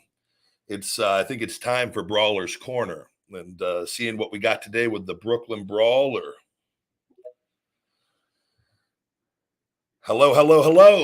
What's going on, man? Brawler's Corner, everybody's favorite segment. You're giving me all these things. You're talking about Brooklyn Pizza. You're talking about Madison Square Garden. You're talking about how much we had to pay when we got in there. I know what you're talking about, because I had to pay for the parking too. You can confirm that I'm not lying on that then. Thank you. No, they charged us. It was an expensive thing across the street. But I just want to say, I want to call this Brawler's Corner the beginning. This is how it all began. I was never really a wrestling fan. I watched wrestling with my brothers and friends, but we were bodybuilders. Okay. So we looked at the wrestlers. Like, I was always a fan of Bruno Sammartino, so I worked my chest like a madman, so I got a bigger chest. My brother always liked Billy Graham, so he got big giant biceps. So we were into all that stuff. So as I got older, I'd never been to a live event in my life. Someone gave me free tickets to Madison Square Garden. They gave me like 3 or 4 tickets. I think it was 4. And I brought my friends. I asked them, I said, you guys want to come to the Garden, see the matches? They go, fuck yeah. It's free. We'll go. I'd never been to a match in my life. I go to Madison Square Garden. I'm sitting there. I'm mesmerized. I'm watching everything. And the guy next to me says to me, I could tell you've never been to a wrestling match before. I don't know who the guy was. I said, how do you know this? He goes, because you look like you're really into the show. when I was looking at the show, I was fascinated by the way they were wrestling. And I was saying to myself, yeah, he has him in a headlock. He's throwing him in. If that was me, I wouldn't let go. You know what I'm saying? Yeah. You know what I mean? When you think of the logic of it. So the guy goes to me, you know what? If you go to this bar that's 4 blocks away, it's called the Savoy. He goes, you can meet every one of these wrestlers because they always go to the bar right after the show. So I said, I looked at my friends. They all said, yeah, fuck yeah, we'll go. So I waited after the show. At the time, it was Bob Backlund was the champion. It was Don Morocco. It was Jimmy. Oh, wow. It was Pedro Morales. All the listeners probably don't even know these people. Bob Backlund is one of my favorite wrestlers and people to this day. I wrestled him about 10 times. He is a fitness machine. He was. He used to hang upside down with, in the dressing room with those shoes, and he used to hang upside down and stretch his spine out. And he was a very, very into his cardiovascular. Maybe one of the best cardio specimens of all time. With the stories I've heard of his cardiovascular conditioning. Physically, not a lot of people thought physically, but he was an all natural, just hardworking conditioning machine. He was. I became really good friends with him too. But anyway, we're young. I'm about 22, 23. And okay. We started walking towards the Savoy. It was like 3 or 4 blocks away. So I go, I think it's on this block. They told me it was right on this block. We're walking. I see a guy walking out of a bar, taking a piss in the street, not even feeling himself. It was King Kong Moscow. And I'm saying, oh my God, I don't know what we're walking into. But fucking You're pretty drunk if that's going down. Yeah, he just walked outside. He just took a piss in front of everybody. He didn't care. I don't care. He was looking at me or nothing. He just took a piss back in the bar. So I said, here we go. We walked in there. My friend sat down at the bar. I got up and I walked over. There was Mr. Fuji. There was Schnooker was there. There was Bob Orton Jr. was there. Arnold Skolin was there. So Arnold Skolin's talking to Mr. Fuji. I walk up and I go, I never been to a show before in my life, and he cut me off right there. Mr. Fuji goes, "Can't you see we're talking? We're talking. Don't bother us." I said, "Oh fuck, strike one, strike one." So I got away, and then I go over to and sit at the bar right next to Jimmy Snooker. I go, Jimmy, I never been to a show before. He goes, "Butter, that means a lot. How did you like it?" That's my impression of Jimmy. It was good. I said, "Jimmy, I'll be honest with you, it hooked me. I think I want to be a wrestler now." He goes, "Brother, if it's in your heart, you will become it. If you do it for money, forget it. If it's in your heart, you can do anything you want." That inspired the shit out of me. Yeah. And I got to know him very well. I shared rooms with him and everything. So oh wow. Every month they ran the garden. So I started buying tickets and going to the Savoy every single time. Going to the Savoy every time. After like 3 or 4, now I'm getting to know the guys a little better. They're starting to call me, "Hey Steve, how you doing?" They're starting to get to know me. Yep. So then I go over to Mr. Arnold Skolin. I say, "Arnie, you remember me?" He goes, "Yeah, kid, you're the kid who comes in here all the time." He goes, "What do you need?" He goes, I go, "I really want to be a wrestler." So he talks to Fuji and Carney. Now, I don't know if Carney wasn't around when you were in the business either. I mean, we'd heard of it, and people, it was that was long gone, pretty much. Yeah, so Carney was real big when I first got in. It was like, "This key is I, we is on, key is on." Yeah, in the business, he tells that to Fuji. They both laugh. He goes, "Kid, you want to get in the business? Show her." First he goes, "Go get some experience." So I'm like, okay. So what I did was I got out of the Savoy and I took judo lessons. I started getting judo lessons, and I took judo for about 6 months. Now I'm about 240.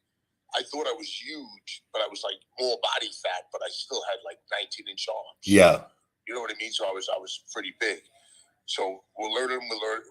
He's teaching me judo. He's teaching me judo. He's doing more like sit-ups and this and do this, do that. So then he tests me. He puts me against. He puts me against 7th degree black belt.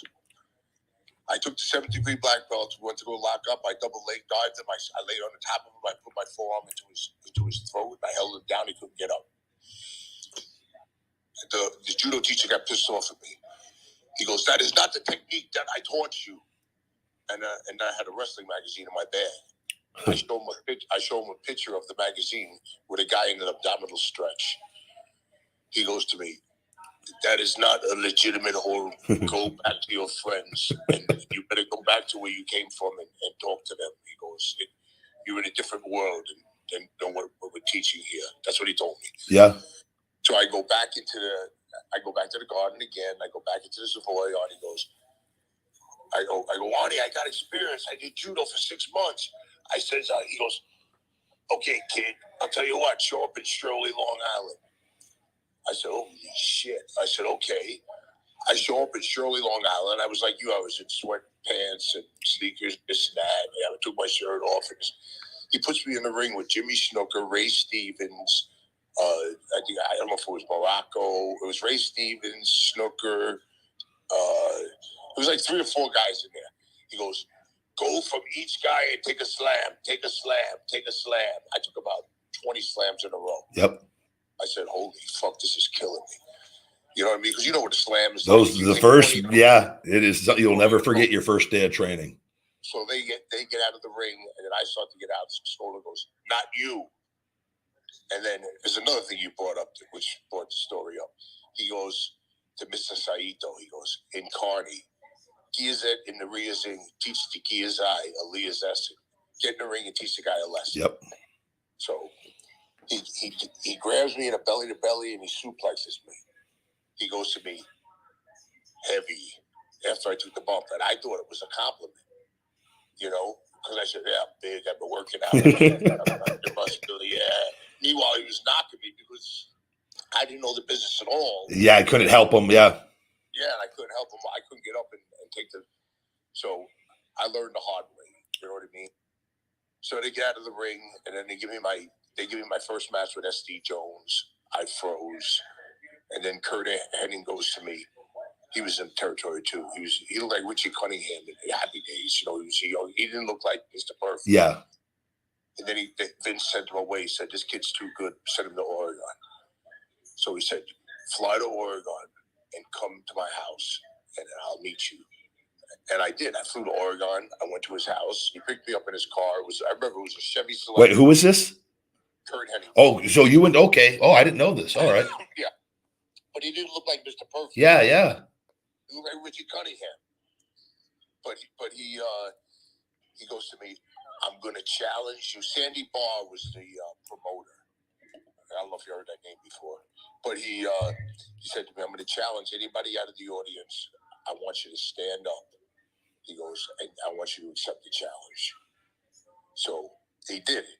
He called me up. He goes, he challenged me, and I got up. I started walking towards the dressing room. All the boys stood in front of the dressing room, wouldn't let me in. And then I got to Carney again. He's smart. Leah's enemy is in. He's smart. Let him in. Yeah. You know what I mean? They let me in. They gave me a pair of tights, and they gave me boots, because he told me, "Bring your boots and tights." I didn't have any. They gave them to me. Wow. So he said, "Just grab a headlock and hang on." And that's all he said. "Don't let the headlock go." So I grabbed him in a headlock, and he's fucking flying. You know the shit he did. He was like, he's flipping on the ropes. Yeah. Going outside. I was holding him. He grabbed the barricades. He was pulling the barricades into the ring. And he did all that shit. Then he belly to back, give me a belly to back suplex. Then he pinned me 1, 2, 3. Then he rode me for about a fucking year about it. He did all that shit. I just beat you with a belly to back. He was a ripper. Yeah, yeah. But I never realized that experience would lead to the way it led to in my career. That is that is so not normal of like how anything to getting into the business now. That's how I got in. That is How did you start the business? Did you start developmental? Essentially, we're getting signed by. Yeah, that's right. Yeah, I came in through the TV show and then got fired and then got rehired as a wrestler. But even then, like that, my story is unique in that and different. But like other guys have on the independents, it's just like you got like, but you went to that bar over and over to establish a little bit of a relationship with the guys enough to where like, but that like showing that determination and like it's just I don't know. It's just crazy that like you literally in Kurt Hennig, like what are the odds of like, it's good that you just kept, obviously you had to have been a decent person and were people they took a liking because those guys, I'm sure they dealt with people all the time that said they wanted to be a fucking wrestler. Kurt was green too. Kurt was green, but he was talented. But he took a liking to me. They all took a liking to me then. And then what's going to happen next is going to be the next Brawler's Corner story. You know what I mean? Yeah, I know. So Brawler, on that, did you essentially just learn? Did you just do matches and no real training? I was just Steve Lombardi. Well, my training was street fighting. Yeah. I was a guy that would get in fights in the street. I feared no one. You know, my mother, she had a journal which she kept when we were little kids, and you know, as we got older, she was, you know, like I was 3 years old or 4 years old, and I still got the journal. She said, you know, Steven keeps fighting with his brothers. He's got no fear of anyone. I think when he gets older, he might be a wrestler. She wrote that when I was 3. Whoa. Could you believe that? I posted that too. I posted the actual letter. I showed it to Stephanie. I showed it to Vince. I mean, it's insane. You know what? That's so cool, man. With the, you know, when I was 11, I won the contest, or 12. Sorry I won all the front row tickets when my first live event outside of when I was a kid, but when I was 5. But this was my peak, just in love with wrestling. And I wrote this heartfelt letter to the news on why I should be picked for all these front row contests, for the contest for News 13 in Vegas. But it was literally that I was going to be a pro wrestler, and that it was like, this is going to be my life. And it would, like, how essentially though it would pay off to pick me, because like I'm going to end up making it. Nobody else is going to make it. I'm going to do this. Like I knew though, like I was going to do it. Like, I don't know. It's just a weird thing with people that make it. You just like, and when you being that young, your mother just like kind of knew. It's crazy. Yeah, but why would you say that? There's just weird little connections you could always make with little things that, like, I don't know, man. She wrote it down. She didn't say it. She wrote it in her. Yeah. But you just, mothers can sometimes know those things. It's just fucking, I don't know. Those one of those unexplainable things, but it's cool as shit. I had no fear of anyone my entire life, even if a guy was like the size of you, and I was like, I think you'd be a little afraid. I would not back down. I would not back down. I'd rather get my ass kicked. I know. I'm giving you a hard time, Brawler. I know you are. But I'm just saying that's. I hope that was sufficient for us. Brawler, I love it. That's your introduction into the business. I think I've never heard that before. Yeah. So what are we going to title it? We'll call it Brooklyn Brawlers. Steve Lombardi's introduction into the business, or something like that. Yeah, I'll get a title with that so the story, probably I'm going to put that because that way people know what they're going to. And I love when you put on Twitter, you put a picture of me elbowing you advertise the actual show. Yeah. With that was pretty cool. I wanted to get that image. I like just using different images I've never used before. And that one I was like, oh, if he shows up today, and then I'll put it on the YouTube as well. So that's the perfect image. I'm getting out of it for the next few days because I got shots. I got so many bookings, it's ridiculous. That makes me so happy. I hope to see you here eventually, here really soon. What, in Vegas? Wherever, man. I'm going to be. If I get to Vegas, I'm going to look you up. Yeah, Stevie. I just did Stevie Ray's show a few weeks ago, and he's coming out eventually soon, and I'm hopefully hook up with him when he comes out. If you ever come out here, let me know. I'll make time. Did you live near the Strip? No, I'm up by the mountains up north, but I'm not far. I love driving, so. Yeah, because me and my wife are gonna take a vacation too. She loves to go to the casinos and shit like that. Yeah, like up where I am, like it's there's a casino up by me as well. They have casinos in every direction out here. There's only one. It's like a resort and hotel casino. It's really nice though, but it's not the Strip. Married in Vegas, you know that? The what? I got married in Vegas. Oh, really? Candlelight Wedding Chapel. Does it still exist? I don't know. They have so many, Brawler. There's so many marriage. They got the one that Hunter and Stephanie went through for TV, the drive-through that they did many years. They've got Elvis impersonation wedding. They've got Michael Jackson wedding, like Lionel Richie. They've got everything you can imagine. There's probably 1,000 different quick ways to get married, and then other more elaborate ones as well. and we stood at the hacienda, which is no longer there. My dad, Brawler, my dad was a bartender there for many years. You're kidding. No, Roger Dodger. He was there, and then he went to the Monte Carlo when they imploded the hacienda. But my dad might have served you a drink. Well, he wouldn't have known I was nobody back then. He wouldn't even know who I was. You were a kid. But you know, we met that day, Red Fox. No shit. Yeah, we met him in the street. My wife was in a wedding dress, and he congratulated us. He was in a red Mercedes. He was performing in the hacienda.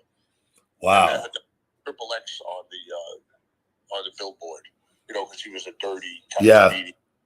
But he was a very nice guy, very, very, very. You know what's really weird? One day I woke up in the morning and told my wife I had a dream about Red Fox.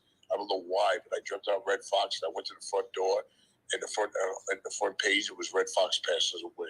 Is that weird? It's. I'm telling you, it's life. These little coincidences of things, and like it's. I know it's crazy, man. It really is. It's crazy. But I got to hold back on some of the like after the break-in with the Savoy and all that. I want to hold back because when we get, you know, I don't want to run out of stories. But if anybody wants to buy, I have a book out. It's on Kindle and it's an audio book and it's on all the media things. But it's called Brawler Unfiltered. And it's got all the pictures about when I brought Andre to my mother's house. It's got all the pictures of me as a child. It's got every picture you can manage on the Kindle one. On the audio, I did the audio. Oh, so you're probably on Audible as well. Yeah, I'm on the Audible where I did the Audible's where I get my books. I haven't listened to that. I'm gonna get that. What it's called, Brawler Unfiltered. Unfiltered, but it talks about my family life when I grew up. Okay. There was a lot of ups and downs, like with tragedies, and I don't want to give it away. Yeah. No, let's get some sales on this, Brawler. Yeah. No, you've got I'm okay with the pacing. You have great stories. I love listening to these. So. Yeah, but I mean, you gonna give you enough today? Bro, I love it. That's the perfect way to close the show today. I love it. I love it too. I love going on it, but like I told you, I probably won't be on for a few days. That's okay. I hope your appearances go well and everything goes well and you have safe travels. And I'll be back. I'll be on next week if you want to pop in. So yeah, when you see my name, it's gonna be like 2 or 3 days from now because in Canada it's gonna be weird. You know. Yeah. I'll be busy and all kinds of bullshit. Well, I hope everything goes well out there. I'm going to sell a legitimate 8-knuckleball Schwartz jersey. No shit. You think it'll go? I think so. Yeah, no doubt. People love wrestling memorabilia with that stuff. That's. Dude, I sold everything. You know how much I got for the. You know what I hate about the dark side of the ring, which somebody brought up on your show? Yeah, what's that? When they showed the death of Matt Bourne. They didn't show the part where Vince called my house and told me to go to Matt Bourne's, go to Cleveland Airport and pick up the outfit for Matt Bourne, and then fly to Stanford and get a painting lesson from the lady, and she give me all the paint, and then go all the way to Calgary and wrestle for the World Wrestling Federation Championship against Bret Hart as Doink. They left it all out. They pulled that Apollo kid. That's where I was saying, like, stuff like you never know, is some things that they're gonna get, and then you never know they're never gonna be able to get everything, and like, you don't understand. I know what you're talking about. Like it's like Undertaker, not Undertaker, like the Warrior. I wrestled him 47 days in a row. They showed me in the piece maybe 30 seconds. Yeah. You know what I mean? And all the stories and the Hall of Fame and all the stuff we've done together and everything. I feel like too, like just by nature, the dark side of the ring, to me, it's insinuating it's negative. Like and so they're just purposely looking for like things to create drama and controversy and nothing that people are going to do. And I understand the appeal to all of that, but like to me, I don't know. I like the pieces they do that are a little more positive in general. That's why it's called Dark Side. Yeah, and I know it's they're advertising as is. So the steroid trial today. What's up? I watched the steroid trial today. Is that on the dark side? Yeah, it's on there. You got to go like to episode 1 and look down the row. I watched the Doink the Clown one. I watched the Warrior one. I'm starting to watch it now because I got that. You got the kind of remote where you can talk to. No, I don't know. I didn't. They have remotes you can talk to. I didn't. Yeah, I just say like I'm on Rock's episode. Did you ever see that? No. All you got to do is say, like I saw my remote. Episode 2, season 2, episode 8, Corpus Christi. It's got an actor playing me and an actor playing young Rock, and Rock commentates the whole thing about how I had his first match ever. Did they ever get any insight from you on that or no? Well, they didn't do a story about that, but they all know it because Rock sent me a giant picture with. Yeah, I remember you. Yeah. Yeah, I mean the picture he sent me, and I called him up. I said, "Rock, you take that picture, turn it sideways, and shove it up." You, Brawler, you need to send Rock. You need to send Rock the same picture of you. No, I've sent the pictures before. One time he put me over. I got a picture with him, like in a boxing position, me and him, boxing each other. You know what I mean? But yeah. One time he put it over, and he quoted it, and he said, "This is the WWE legend I had my very first match with, Corpus Christi. It's 18,000 strong. Much love." That's what he put. Man, you want to know something? But I'll end it with this. I always think this about The Rock because he's such a motivated individual. I always question because, like, and I wasn't there during his run in WWE, but I've heard stories of like the clique and different things, and people making maybe like as he was getting popular. Then obviously him and Stone Cold, and they're the two that everybody that period. But like that rivalry, they both have talked about it. They were very competitive with each other and always wanted to outdo each other. But I always felt like Stone Cold was always number 1 and Rock was number 2. If you watch that episode, they show Stone Cold and Hunter in the dressing room, hoping he does bad against me. Yeah, so this is where I'm getting at with all of this, because I always look at things on what creates hunger and motivation for people.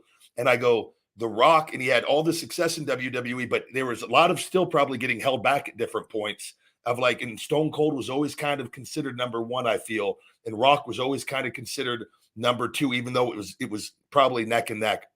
But I feel like that motivation, that lit a fire even more under him, that I'm going to be even a fucking bigger star when he leaves. And like that has fueled his run that he's had. When we walked out to the ring, they were yelling, "Get out of here. We don't know who y'all are. Go back to Florida, you piece of shit." Jeez. You know what I mean? But I said to him, just shut up and listen. And they actually show us talking in the ring. And Rock commentates the whole thing. And then I beat the fuck out of him, and I grabbed him a reverse chin lock, and he goes to me, right in the ring, you could hear him saying, "What do we do now?" I said, "You shut the fuck up and you see if they care about you." That's what I said. And then he starts raising his hand slowly, and the clapping starts. And then when he raised his hand all the way up, the clapping was fucking erupting, and I says, "Now's the comeback. Make it good." He gave me 2 fucking elbows. He hit the rope, then he started fucking bumping the shit out of me. Then he beat me with a sunset flip, and the people popped. And then in the back they show Hunter look at Stone Cold, and Stone Cold gives that smile, like it nods his head, like yes. You know what I mean? Like yeah. They did it right. Awesome. I mean, did you ever see the match with me and Shawn Michaels? Somebody posted. I went and watched it. Oh, but I forgot to tell you that. I did. I went and watched it. Yeah. It was hard to see because the guy who posted it put the YouTube thing on the bottom. I saw. No, I saw. It was, man. That was good, Brawler. I saw, dude. You're lucky on that China Hurricanrana spot. Yeah, did you see that? That was stiff. Like on how how your head came down. But remember when I told you the double knot? Hit their heads together, and went to his stomach, and I told you every move perfectly. You did. You recited that pretty accurately on everything. Spot on. Yeah. I mean, I can't. How do you make a YouTube video the actual, like in other words, where you just hit the go button? See, I'm not tech savvy. I'm not tech savvy that way. So the guy who posted that tweet, try to post that match where the people could see a picture of it, where they could just hit the arrow. Is that possible?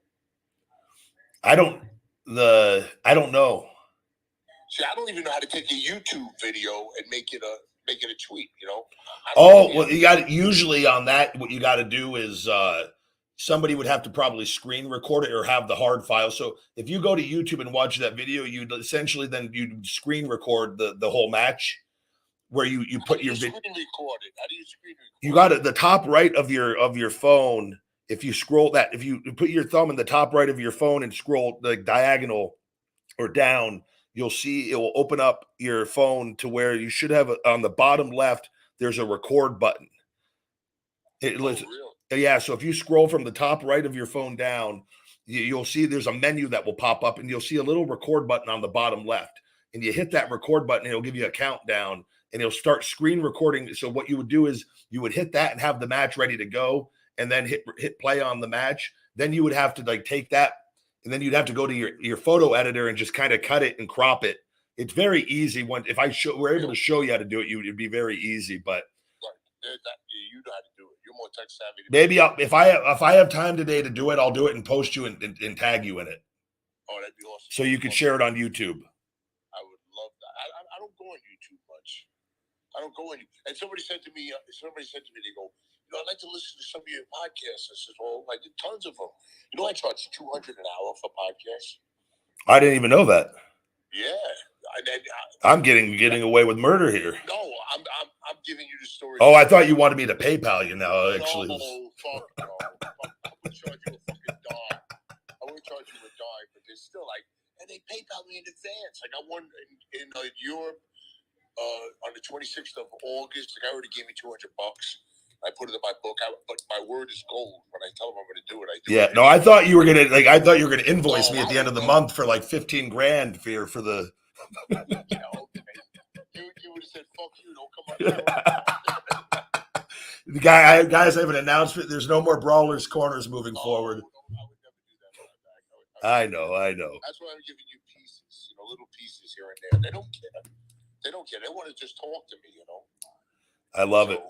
Well, Brawler, I thank you very much. I'm going to wrap up today's show here, but I hope you have safe travels where you're going. All right, sounds good. I'll try to get that match today. I'll try to screen record it. There's going to be a few days. I didn't abandon your show, but there's going to be a few days I won't be on there. That's all right, brother. You're welcome on whenever you can get back, and everybody give him a follow, Brawler Real, on here and Instagram. On Twitter. On Twitter and Instagram. Yep, Brawler Real, right? IG is Brawler 4 Real. Brawler 4 Real. Sorry, Brawler 4 Real IG and Brawler Real on Twitter. Right. Good deal. Well, brother, I hope you have a.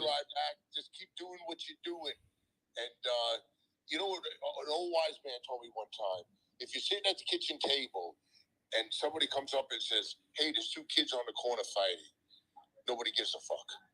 If they come up to the table, come up and they say to you, "There's two muscle-bound motherfuckers fighting on the corner. You got to run outside and watch." That's why you against Goldberg is going to be marketability. Oh, I'm going to shell shock his ass on the concrete out there. I'm telling you.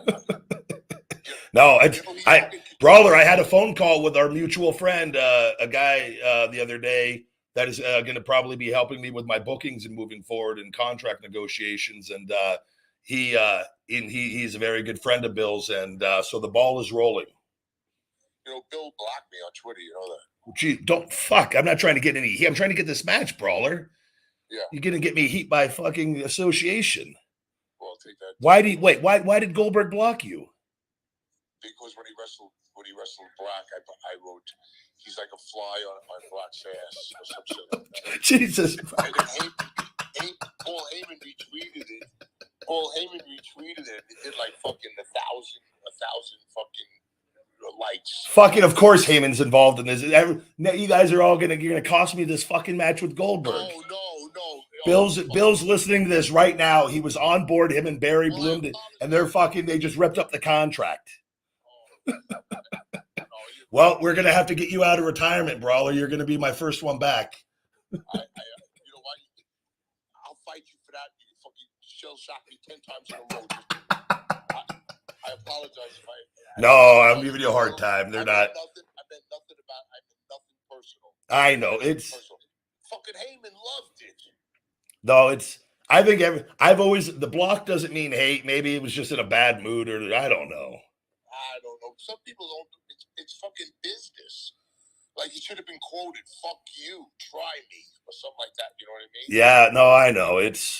I try to never block the people wrestle. I don't think I like the wrestlers, people in the game. Like, I don't. It is. It's. But who knows? Maybe it was somebody else that did it. I don't know. All right, Brawler. Well, you have a good one, and I look forward to getting you back on here. I can't. Hello. I think we lost him. Brawler. I couldn't hear you if you were talking, Brawler. I don't know. Thank you very much as always, though. I didn't cut you off there. I literally, just so you know, I don't want people to think I just took him off the show. Got to give me that Goldberg heat. Fuck. Where everything was golden until that. No, I'm kidding. But thank you very much as always, Brawler's Corner. That was a great one today. Steve Lombardi's introduction into the world of essentially WWF with all that. Guys, we're going to go ahead and wrap up today's show on that. And I thank you all for listening. Please, if you can leave an iTunes review, it really helps. If you can leave a star rating and write a review, it really, really helps, guys. With things in there and to keep moving up the audio charts and to get those reviews coming in. If you've got a moment, please. And Feed Me More Nutrition on feedmemore.com. We've got the discounts in the comments and the description on YouTube as well. And you get a free shaker bottles with all orders right now, guys, through July on all of that. Feedmemore.com and all the Ryback merch. We'll be back tomorrow with another Ryback show. Until next time, my friends, stay hungry. Feed me more. Hey, Rybackers, don't forget to hit that like button, smash that subscribe, and shell shock those notifications for the best supplement.